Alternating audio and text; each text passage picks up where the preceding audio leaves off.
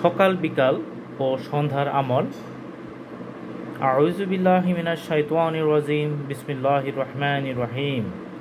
রাদিতু বিল্লাহি রাব্বান ওয়া বিল ইসলামি দীনান ওয়া বি মুহাম্মাদিন সাল্লাল্লাহু আলাইহি ওয়াসাল্লাম নাবিয়ান।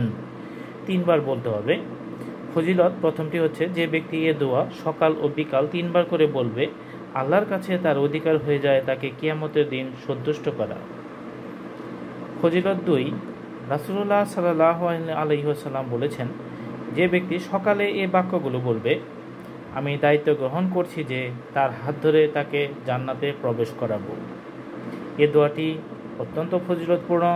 সুবহানাল্লাহ, আলহামদুলিল্লাহ, আল্লাহু আকবার।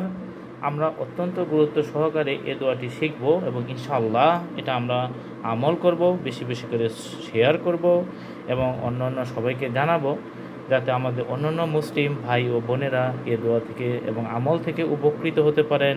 ইনশাআল্লাহ সকল মুসলমান ভাই ও বোনেরা যেন জান্নাতে যেতে পারেন। সবাই ভালো থাকবেন, সুস্থ থাকবেন। ইনশাআল্লাহ পরবর্তী ভিডিওতে আবার দেখা হবে। আসসালামু আলাইকুম ওয়া রাহমাতুল্লাহি ওয়া বারাকাতুহু।